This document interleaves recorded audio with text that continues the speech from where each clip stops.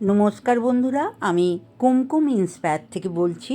আজকে আপনাদের সাথে শেয়ার করছি বাগদা চিংড়ি দিয়ে আলু পটলের তরকারি। অপূর্ব সুন্দর খেতে, একবার এইভাবে তৈরি করে খেয়ে দেখুন। চিংড়ি মাছ দিয়ে আলু আর পটলের তরকারিটা ঠিক এইভাবে একেবারে কম তেল দিয়ে অনুষ্ঠান বাড়ির মতন স্বাদে তৈরি করে নিন। রেসিপিটা যদি ভালো লাগে অবশ্যই একটা লাইক করতে ভুলবেন না। সাবস্ক্রাইব করে আমার পাশে থাকবেন। নতুন নতুন ভিডিও আপলোড হলে আপনাদের কাছে পৌঁছে যাবে।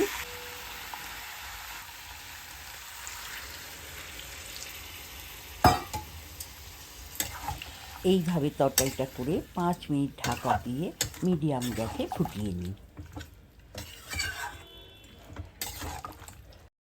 আর পটল আলু চিংড়ি সকলের ভীষণ প্রিয়, একবার এইভাবে তৈরি করে খেয়ে দেখুন না। এই রেসিপিটা ভাতের সাথে তো ভালো লাগবেই, এছাড়া ফ্রায়েড রাইস, পোলাও, লুচি, পরোটা সব কিছু দিয়েই খেতে আপনাদের খুবই ভালো লাগবে। এখানে আমি 500 বাগদা চিংড়ি নিয়েছি। এই বাগদা চিংড়ি দিয়ে আলু পটল চিংড়ি দিয়ে তরকারিটা তৈরি করব।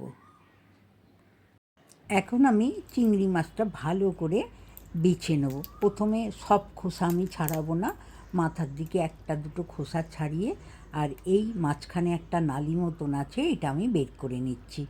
দেখুন এর ভেতরে নোংরা থাকে, তাই জন্য এটাকে ফেলে দিতে হয়। আরও একটা চিংড়ি আমি নিয়ে বাছাটা দেখিয়ে দিচ্ছি। প্রথমে মাথার তলার দিকে খোসাটা একটু আমি খুলে নেব। খোসাটা থাকলে তরকারিটা দেখতেও খুব ভালো লাগবে, তাই আমি খোসাটা সবই রেখে দেবো। ঠিক চিংড়ি মাছের মাথার শেষের দিকটা এই জায়গাটা একটা সুতোর মতন থাকে, এটা টেনে বের করে দিতে হবে। এর মধ্যে চিংড়ি মাছের নোংরা জিনিস থাকে। এইভাবে আমি সব চিংড়ি মাছগুলো বেছে নেব।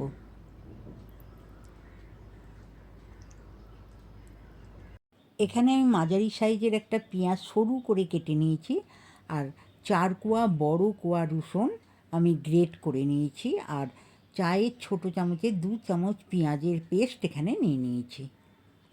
কড়াইটা বসিয়ে দিয়েছি। আমি এখানে সর্ষের তেল নিয়ে নিলাম কড়াইতে চিংড়ি মাছগুলো ভেজে নেওয়ার জন্য। তেলটা গরম হয়ে গেছে, আমি অর্ধেক চিংড়ি মাছ তেলের মধ্যে দিয়ে নাড়াচাড়া করে ভেজে নেব। চিংড়ি মাছ বেশি সময় ধরে ভাজবেন না, লালচে হয়ে এলে তুলে নেবেন। চিংড়ি মাছটা নাড়াচাড়া করে ভাজা হয়ে গেছে, এখন আমি এটাকে প্লেটের মধ্যে তুলে নিচ্ছি।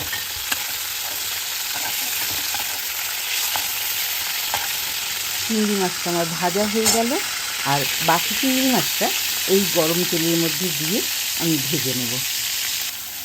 চিংড়ি মাছটা আমি ছেড়ে দিলাম। গরম তেলে সামান্য নাড়াচাড়া করে এই চিংড়ি মাছটা আমি ভেজে প্লেটের মধ্যে তুলে নিচ্ছি। সব চিংড়িটাই আমার ভাজা হয়ে গেল।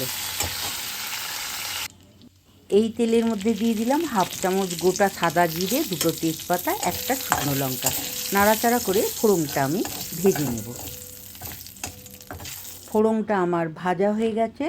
এই ফোড়নের মধ্যে আর একটু তেল আমি নিয়ে নিলাম, এর মধ্যে কেটে রাখা পেঁয়াজ কুচো দিয়ে দিলাম।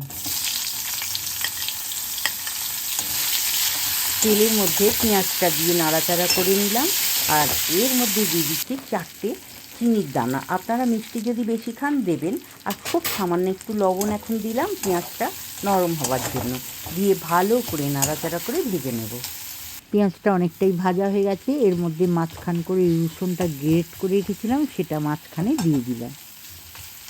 রসুনটাও আমি একসাথে মিশিয়ে নাড়াচাড়া করে ভেজে নিচ্ছি।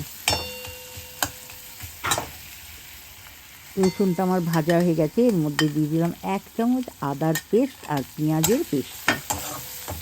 এবার সব কিছু দিয়ে একসাথে নাড়াচাড়া করে ভালো করে আমি কষে নেব। পেঁয়াজ আদা রসুন ভালো করে নাড়াচাড়া করে কষে নিয়ে এর মধ্যে দিয়ে দিচ্ছি একটা টমেটো কেটে রেখেছিলাম মাঝারি সাইজে, সেটা দিয়ে নাড়াচাড়া করে কষে নিচ্ছি। পেঁয়াজের সাথে টমেটোটাও কষে নিয়েছি। এখন এর মধ্যে দিয়ে দিচ্ছি 1 চামচ জিরে গুঁড়ো,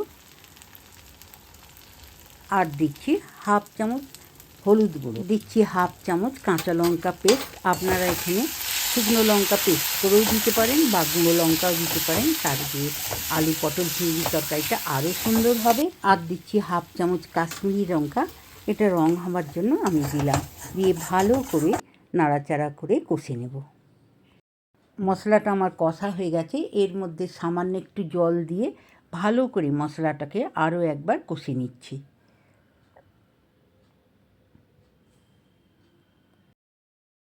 মশলাটা নাড়াচাড়া করে কষিয়ে নিলাম। এখন সামান্য একটু তেল ছেড়ে দিয়েছে, আমি তো বেশি তেল দিই না, তাই সামান্য তেল ছেড়ে দিয়েছি। এর মধ্যেই আমি পটল আর আলু ভেজে রেখেছিলাম সেটা দিয়ে দিলাম। মশলার মধ্যে পটল আলুটা দিয়ে ভালো করে আমি কষে নেব। মশলার সাথে আলু পটলটা আমি ভালো করে কষে নিলাম। আর এর মধ্যে দিয়ে দিলাম হাফ চামচের মতন গরম মশলা গুঁড়ো। আমি গরম মশলাটা এখনই দিয়ে দিলাম, এতে গন্ধ আর স্বাদ খুবই সুন্দর হবে। এখন দিয়ে দিচ্ছি চিংড়ি মাছটাও এর মধ্যে দিয়ে দিলাম। চিংড়ি মাছটা দিয়ে আরও একবার ভালো করে নাড়াচাড়া করে মিশিয়ে নিলাম। পটল চিংড়িটা আমি ভালো করে মিশিয়ে নিয়েছি। আর একটু চিংড়ি রেখেছিলাম সেটাও দিয়ে দিলাম। দিয়ে এর মধ্যে সামান্য একটু জল দিয়ে ভালো করে মিশিয়ে নেব। আলু আর পটলের সাথে চিংড়ি মাছটা খুব ভালো করে নাড়াচাড়া করে মিশিয়ে নিলাম। পটল চিংড়িটা আমি ভালো করে মিশিয়ে নিয়েছি। এখানে আরও একটু জল লাগবে তাই দিলাম। দিয়ে আরও একবার ভালো করে মিশিয়ে নিলাম। আলু পটল চিংড়িটা সাথে মিশিয়ে দিলাম 3টে কাঁচা লঙ্কা। যারা ঝাল খাবেন তারা কাঁচা লঙ্কা দিয়ে খেতে পারেন। এখন আমি লো ফ্লেমে ঢাকা দিয়ে 5 মিনিট ফুটিয়ে নেব, এতে চিংড়ি মাছটা খুব নরম হয়ে যাবে। 5 মিনিট হয়ে গেছে, ঢাকা খুলে আমি তরকারিটা বাটির মধ্যে তুলে নিলাম।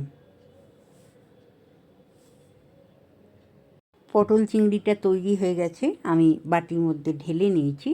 এই তরকারিটা একবার আপনাদের অনুরোধ রইল খেয়ে দেখার, সত্যি খুবই সুন্দর এই পটল চিংড়ি।